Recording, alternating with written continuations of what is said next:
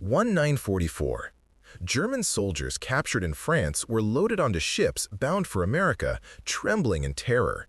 They'd been told the Americans would torture them, starve them, maybe execute them on arrival. But when the mess hall doors opened on their first morning in the POW camp, the smell of frying bacon hit them like a physical blow, and grown men began to weep at their breakfast trays. What did these enemy soldiers discover about America that shattered everything they'd been taught about the war and made some of them never want to go home? Before we jump back in, tell us where you're tuning in from. And if this story touches you, make sure you're subscribed because tomorrow I've saved something extra special for you. In the spring of 1944, the world was burning.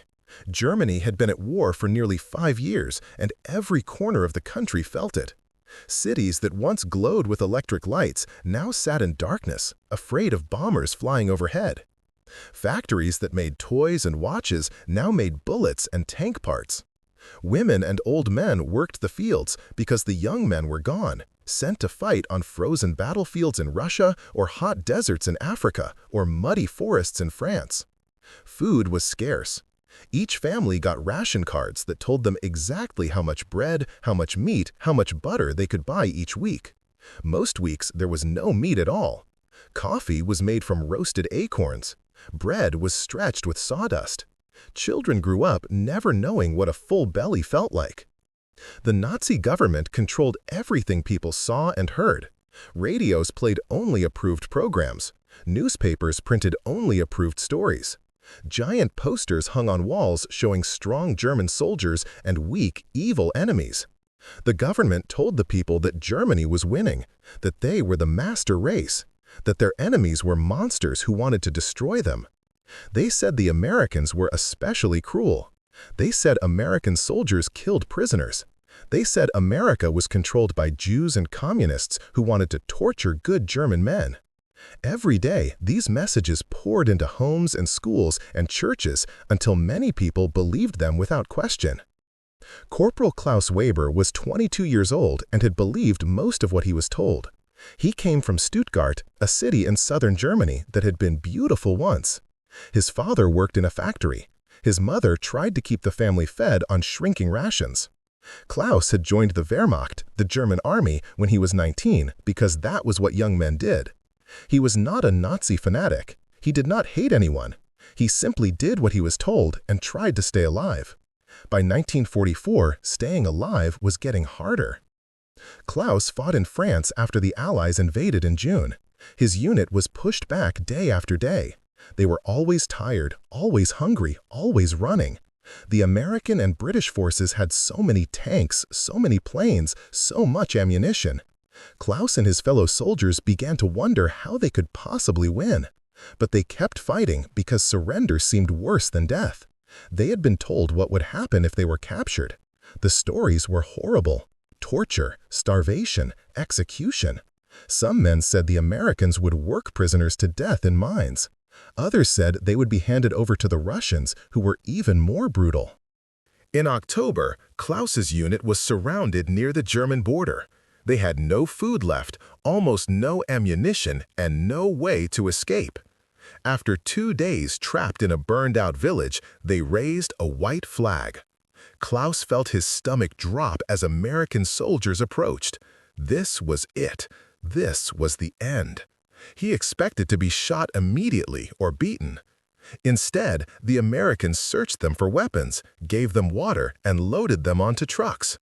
Klaus was too scared to feel relief. He was sure the real horrors would come later. They spent 3 days in a field detention camp behind the front lines. They got thin soup once a day and slept on the ground. Klaus barely slept. His mind raced with fear. Around him, other German prisoners whispered to each other in the dark. Where would they be sent? What would happen to them? Some men prayed. Some men cried quietly. One older soldier said he had heard the Americans would ship them across the ocean to work in factories until they died. Klaus did not know if this was true, but it sounded possible. Then came the long journey. They were loaded onto trucks, then trains, then finally onto a massive ship. Klaus had never seen the ocean before. The ship was so big it seemed impossible that it could float.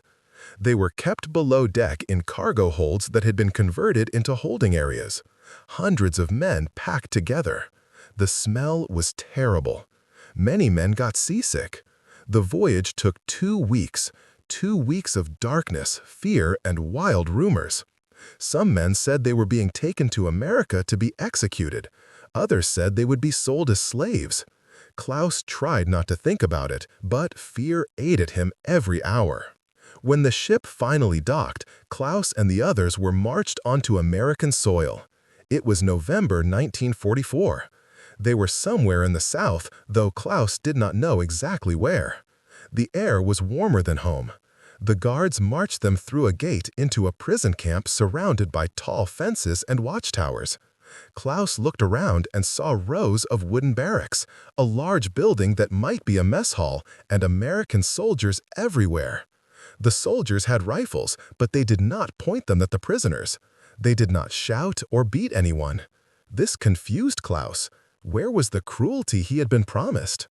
They were assigned to barracks and given thin mattresses and blankets. Klaus sat on his bunk and felt numb.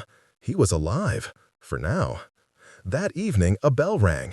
An American guard shouted something in English.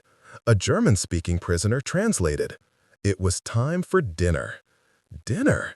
Klaus had not expected to be fed at all. He and the others lined up and were marched toward the large building. As they got closer, Klaus smelled something that made him stop breathing. It was a smell he had not experienced in over a year. It was the smell of frying meat, rich, fatty, unmistakable. His mouth began to water. His hands began to shake. The doors to the mess hall opened. Klaus stepped inside and saw long tables, bright lights, and American soldiers in white aprons standing behind serving stations. Steam rose from huge metal pots and pans. And there, sizzling on enormous griddles, were strips of bacon. Dozens and dozens of strips. The smell hit Klaus like a punch. Around him, German soldiers froze. Some began to cry. Others stared in disbelief. Klaus felt tears burning in his own eyes. This could not be real. This had to be a trick, a cruel joke before the real punishment began. But the line kept moving forward. And when Klaus reached the front, an American soldier placed a metal tray in his hands. On that tray went 3 strips of bacon, a pile of scrambled eggs, 2 thick slices of white bread with butter melting on top, and a cup of real coffee. Real coffee, not acorn water, coffee. Klaus carried his tray to a table and sat down. He stared at the food. His hands trembled so badly he could barely hold his fork. Around him, men ate in silence or sobbed quietly. This was more food than Klaus had seen on one plate in months. This was more food than his mother had to feed the entire family for a week. And this was what the enemy fed their prisoners on the very first night. Klaus took a bite of bacon, and the salt and fat exploded in his mouth. He closed his eyes. Nothing made sense anymore. Nothing at all. Klaus could not sleep that first night. His belly was full for the first time in over a year, and the feeling was so strange it kept him awake. He lay on his bunk, staring at the wooden ceiling and listening to other men snore or whisper to each other in the darkness. A prisoner in the bunk next to him, a man named Hans from Bavaria, leaned over and hissed a warning. "This is a trick," Hans said. "They are feeding us well now so we get fat and healthy. Then they will work us to death or sell us or do experiments on us." Klaus wanted to argue, but he had no argument. Nothing about this made sense. Why would an enemy treat prisoners better than Germany treated its own soldiers? The next morning, the bell rang again. Breakfast. Klaus lined up with the others, still half expecting yesterday to have been some kind of dream. But the mess hall doors opened, and there was the smell again. Bacon, eggs, toast, hot oatmeal with brown sugar, fresh milk. Klaus ate slowly this time, trying to make it last, trying to remember every bite so he could tell his family one day if he ever saw them again. An American guard walked through the hall refilling coffee cups. He smiled at the prisoners. Klaus did not understand smiling. Guards were supposed to be cruel. That was what guards did. After breakfast, the prisoners were lined up in the yard. Klaus expected hard labor, punishment, something to balance out the impossible kindness of the food. Instead, American officers told them through translators that they would receive medical examinations. One by one, the prisoners were taken into a building where doctors waited. Real doctors with stethoscopes and clean white coats. Klaus had not seen a doctor since before the war. The doctor examined him carefully, looked in his mouth, checked his teeth, listened to his heart and lungs. The doctor frowned at Klaus's teeth and made notes. 2 days later, Klaus was called back and a dentist filled 3 cavities. A dentist? For a prisoner? For an enemy? Klaus sat in the chair with his mouth open and tried to understand what kind of country did this. By the end of the first week, Klaus began to notice patterns. The food never stopped. 3 meals a day, every day. Meat at almost every meal. Vegetables that were actually fresh, not wilted or rotten. Fruit. Klaus had not seen an orange in 3 years, but here they appeared regularly. The bread was soft and white, made from real flour with no sawdust or filler. The coffee was real. The milk was cold and fresh. Klaus began to keep track in his head. Each meal had more calories than his entire family received in a day back home. He felt guilty eating it, he felt angry eating it, he felt confused eating it. In the second week, prisoners were given work assignments. Klaus was assigned to a farm labor program. He and a dozen other men were loaded into a truck each morning and driven to nearby farms where they would help with harvest work. The American farmers needed workers because so many young American men were overseas fighting. Klaus expected the farmers to be cruel overseers, but the first farmer he met was a round-faced man in his 50s who shook Klaus's hand and offered him a Coca-Cola. Klaus had never tasted Coca-Cola. The sweetness exploded on his tongue. The carbonation made him cough. The farmer laughed, not meanly, but like he found it funny and charming. Klaus worked in the fields, picking cotton and loading hay bales. The work was hard, but not impossible. At midday, the farmer's wife brought lunch. Thick sandwiches with ham and cheese, apples, cookies, lemonade. Klaus ate sitting in the shade of a tree and looked around at the farm. There were 3 tractors. 3! In Germany, entire villages shared one tractor if they were lucky. This one farmer had 3. The barns were full of equipment. The livestock looked healthy and fat. Chickens wandered freely, more chickens than Klaus could count. He thought about his mother, trying to keep one scrawny chicken alive in their tiny yard in Stuttgart. The farmer drove Klaus and the others back to camp in his truck at the end of the day. The truck was new, shiny. It had a radio that played music. Klaus stared out the window at the American countryside rolling by. Every farm they passed looked the same. Big, abundant, rich. Machines everywhere. No bomb craters, no burned buildings, no signs of war at all. It was like the war was happening on another planet. How could Germany have ever thought it could beat a country like this? How could anyone have believed the propaganda about America being weak and desperate? In the third week, something happened that broke Hans. An ice cream truck came to the camp on Sunday afternoon. An actual ice cream truck with a bell that played music. The prisoners were allowed to line up, and each man received a vanilla ice cream cone. Free, just given to them. Hans took his cone and walked away from the group.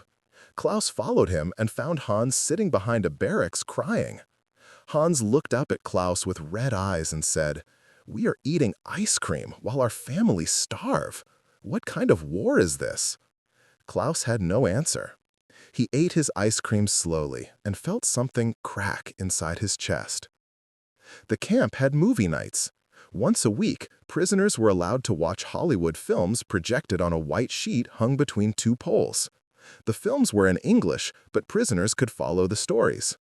Klaus watched cowboys and gangsters and dancers and laughing families. He watched scenes of American cities with tall buildings and bright lights and cars everywhere. He watched scenes of American kitchens with refrigerators and electric stoves and cupboards full of food. The German newsreels he had seen before the war never showed any of this. They showed America as poor and desperate and falling apart. But here was the truth. America had so much it made movies just to entertain itself. Preparing and narrating this story took us a lot of time, so if you are enjoying it, subscribe to our channel. It means a lot to us. Now, back to the story. Christmas came. Klaus had been a prisoner for 2 months. He expected Christmas to be just another day, maybe a bit more food if they were lucky. Instead, the camp was decorated. American soldiers hung lights and put up a Christmas tree in the mess hall. On Christmas Day, the prisoners received a feast that made Klaus dizzy. Roasted turkey with stuffing, mashed potatoes swimming in gravy, cranberry sauce, green beans, rolls with butter, and for dessert, pumpkin pie with whipped cream. Klaus ate until his stomach hurt. Around him, men ate in silence or cried openly. One man said a prayer, thanking God and asking forgiveness for fighting against people who showed such mercy. After the meal, Klaus walked around the camp yard. Through the window of the guard mess hall, he could see American soldiers eating their own Christmas dinner. Klaus stopped and stared. The guards were eating the same food, exactly the same. Turkey, pie, everything. In Germany, officers ate better than soldiers, and soldiers ate better than prisoners, and prisoners starved. But here, everyone ate the same. Klaus felt something fundamental shift in his understanding of the world. That night, Klaus began writing in a small notebook he had been given. He wrote about the bacon, the ice cream, the Christmas turkey. He wrote, "How can we be winning this war when our enemies throw away more food than our families eat in a month?" He hid the notebook under his mattress because some of the other prisoners still clung to their Nazi beliefs and would call him a traitor for thinking such thoughts. But Klaus could not stop thinking them. Every meal was evidence. Every kind gesture was proof. Everything he had been told was a lie. Spring came to the camp in 1945, and with it came whispers. The guards seemed more relaxed. Prisoners heard rumors from new arrivals.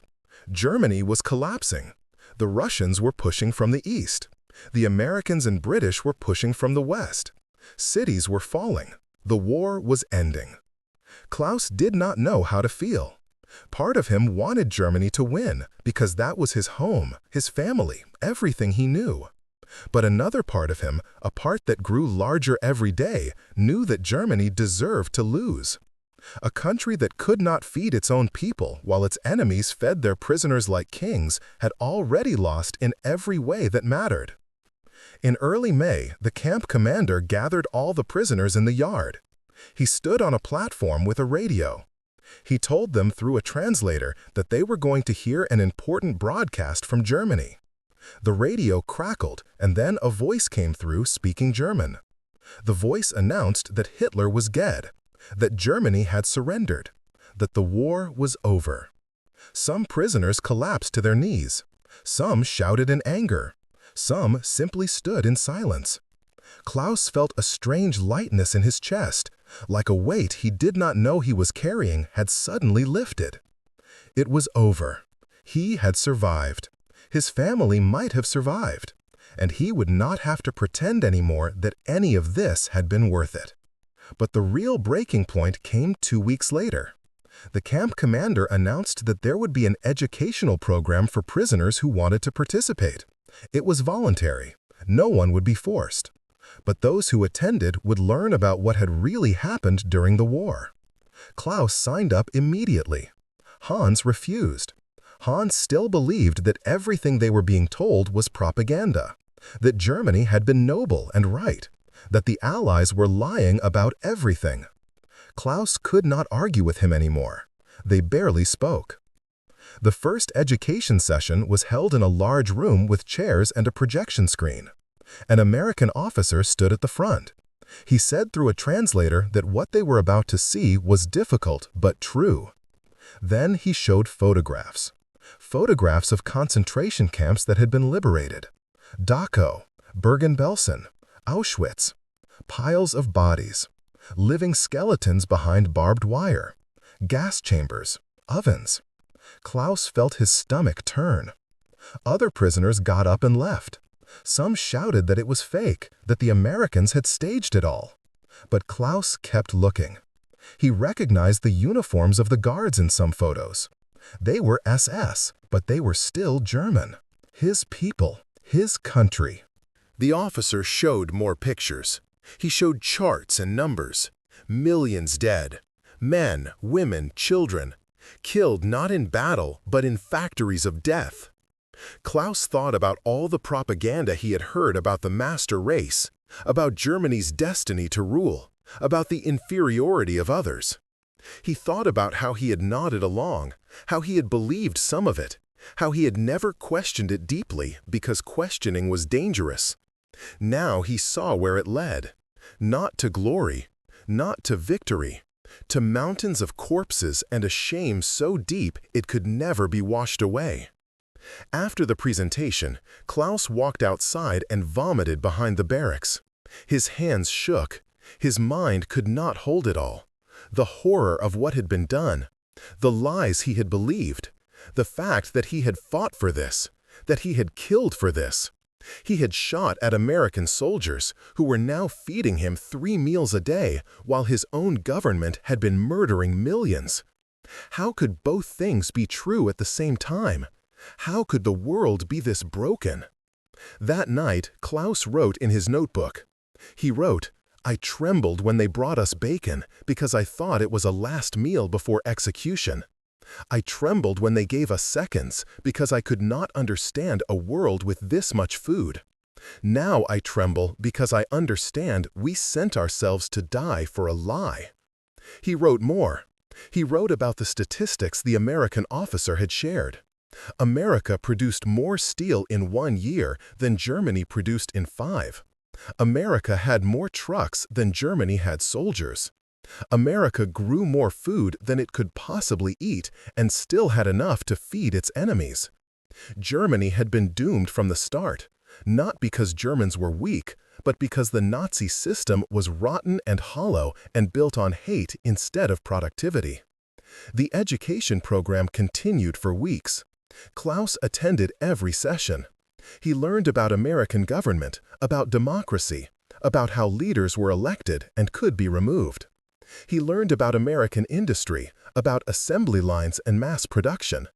He learned about American agriculture, about tractors and fertilizer and crop rotation. Everything was about systems and efficiency and freedom. Nothing was about destiny or blood or superiority. It was so simple and so obvious that Klaus felt stupid for never seeing it before. One evening, Klaus was sitting outside his barracks watching the sunset when another prisoner sat down next to him. The man was older, maybe 40, and had been a teacher before the war. The man asked Klaus what he thought about the education program. Klaus said it was like waking up from a nightmare, only to realize the nightmare was real and everything you thought was real was the dream. The teacher nodded. He said that was exactly right. He said the hardest thing to accept was not that they had lost the war, but that they had been wrong about everything. Wrong about who they were. Wrong about who their enemies were. Wrong about what made a nation strong. Klaus asked the teacher what he would do when they went home. The teacher said he did not know if there would be a home to go back to. But if there was, he would teach children the truth. He would teach them that strength is not about hating others. It is about building things, growing things, creating things. He would teach them that a country that can feed its people is stronger than a country that can only make weapons. Klaus said he wished someone had taught him that when he was young. The teacher said, "Now you can teach it to your children." Klaus thought about that. Children, family, future. For the first time since his capture, he let himself imagine going home not as a defeated soldier, but as someone who had learned something valuable. The bacon had been the first shock, the abundance had been the second shock, but this was the third and final shock. The shock of understanding that everything he had sacrificed for was a lie, and that the truth had been here all along, served on a breakfast tray by people he had been taught to hate. The ship that carried Klaus back to Germany in late 1946 was the same kind of ship that had brought him to America 2 years earlier. But everything was different now. Klaus was healthier than he had been in 5 years. His teeth were fixed, his body was strong from regular meals and farm work. In his duffel bag, he carried gifts from the American Guards: coffee, chocolate bars, canned meat, cigarettes for trading. A guard named Joe had shaken his hand before he left and said, "Good luck, Klaus. Stay out of trouble." Klaus had thanked him in English, a language he now spoke well enough to get by. He had learned it during his time in the camp, sitting in classes with other prisoners who wanted to understand their captors better.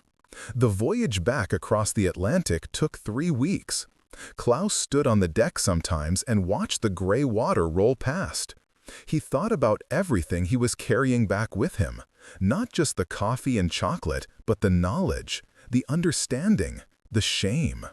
How do you return to a destroyed country and tell people that the enemy had been right all along? How do you explain that you ate better as a prisoner than you ever did as a free man? Some of the prisoners on the ship were angry, still clinging to the old beliefs, swearing they would rebuild Germany and make it strong again. Others were quiet like Klaus, lost in their own thoughts, trying to figure out how to live in a world that had turned upside down. When the ship docked in Bremerhaven, Klaus saw his country for the first time in 3 years. The port was a ruin. Buildings were bombed-out shells. Cranes stood broken and twisted. People moved through the wreckage like ghosts. Thin people, pale people, people with hollow eyes and ragged clothes. Klaus walked down the gangplank carrying his duffel bag and felt like he was stepping into a graveyard. This was victory for the Allies. This was defeat for Germany. He had seen both sides now, and the contrast was so sharp it hurt to look at. The train to Stuttgart took 2 days because so many tracks were damaged. The train was packed with people, refugees, former soldiers, families trying to get home. Everyone looked hungry. Klaus opened his duffel bag and gave away some of his chocolate to children who stared at it like it was a miracle. Their mothers cried and thanked him. One woman asked where he had been. Klaus said he had been a prisoner in America. The woman asked if it was terrible. Klaus opened his mouth to answer and then closed it again. How could he explain? He simply said, "I survived." The woman nodded like that was answer enough. Stuttgart was worse than Klaus had imagined. His neighborhood was mostly rubble. Buildings he had known his whole life were just piles of broken stone. He walked through streets he did not recognize anymore, asking people for directions, until finally he found the apartment building where his family had lived. Half of it was still standing. He climbed the stairs, his heart pounding, and knocked on a door that hung crooked on its hinges. His mother opened it. She stared at him for 3 seconds and then screamed and grabbed him and pulled him inside. She was so thin Klaus could feel her bones through her dress. His father appeared, older and grayer than Klaus remembered. His younger sister was there too, now 15, looking like a stranger. They all hugged him and cried and asked 1,000 questions at once. Klaus set down his duffel bag and opened it. He pulled out the coffee, the chocolate, the canned meat. His family stared at the food like it was treasure. His mother's hands shook as she picked up a chocolate bar. She looked at Klaus and asked, "Where did you get this?" Klaus said, "The Americans gave it to me." His father made a disgusted sound and turned away. That night, the family ate some of the canned meat with bread his mother had saved. It was the most food they had eaten together in years. Klaus's mother kept touching his face and saying how healthy he looked, how strong. She said, "They must have treated you well." Klaus nodded. His father said, "Don't be fooled. The Americans wanted something from you. They always want something." Klaus tried to explain what he had learned, how he had seen American farms and factories, how he understood now that Germany never had a chance. His father cut him off. He said, "That is enemy propaganda. We were betrayed from within. If not for the traitors, we would have won." Klaus stopped trying to convince him. The gap was too wide. His father had not seen what Klaus had seen. He had not tasted the bacon or watched the ice cream truck or sat through the education programs. He had only lived through the bombing and the hunger and the defeat. He needed someone to blame, and the truth was too painful. So Klaus stayed quiet and finished his meal and later lay in his old bed staring at a cracked ceiling and feeling more alone than he had felt even in the prison camp. In the following months, Klaus used his English to get work with the American occupation forces. He became an interpreter, then an administrator, helping distribute Marshall Plan aid. He watched as American money and food flowed into Germany. Trucks arrived full of grain and flour and canned goods, building materials, medical supplies. The same abundance he had seen in America was now being used to rebuild the country that had tried to destroy them. Klaus thought about this often. Germany had preached strength through conquest. America practiced strength through productivity. Germany had lost everything by trying to take everything. America was giving freely and gaining the peace. Klaus met a woman named Anna who worked in the aid office. She had lost her husband in the war. They talked during lunch breaks. They fell in love slowly, carefully, like people who had been hurt and needed to learn to trust again. They married in 1948 in a small ceremony with almost no food, but a lot of hope. They had children, a son in 1950, a daughter in 1952. Klaus never joined another political movement. He never wore a uniform again. He worked and saved and helped rebuild his city one brick at a time. Years passed, decades. Klaus grew old. Stuttgart was rebuilt and became beautiful again. Germany became peaceful and prosperous. In the 1970s, Klaus's grandson, a teenager, asked him what the war had been like. Klaus was sitting in his small garden, a place he had built with his own hands. He thought for a long time before answering. He said, "I learned more as a prisoner than I ever learned as a soldier. I learned that power is not about how much you can take or who you can defeat. Power is about what you can build and grow and create. Power is about whether your people have enough to eat." The grandson asked what he meant. Klaus said, "When I was captured, I thought I would be killed. Instead, they gave me bacon for breakfast, more food than I had seen in a year. And that is when I knew we had lost. Not because they beat us in battle, but because they did not need to starve us to feel strong." Klaus paused and looked at his garden, at the tomatoes growing on vines and the lettuce in neat rows. He said, "The bacon was not just breakfast. It was the end of everything I thought I knew and the beginning of understanding what the world could be." Klaus lived until 1989. He saw the Berlin Wall fall. He saw Germany reunite. He saw his grandchildren grow up in a peaceful Europe where old enemies were now friends. On his last day, lying in a hospital bed, he thought about that first morning in the American camp. The smell of bacon, the taste of real coffee, the impossible kindness of full plates given to starving enemies. He thought about how fear had brought him there and how understanding had set him free. The war had taken years of his life, but those years as a prisoner had taught him the only lesson worth knowing. Cruelty is weakness, generosity is strength, and the future belongs to those who can feed not just themselves, but even their enemies. Klaus closed his eyes and felt for the first time in a very long time, completely at peace. Up next, you've got two more standout stories right on your screen. If this one hits the mark, you won't want to pass these up. Just click and check them out.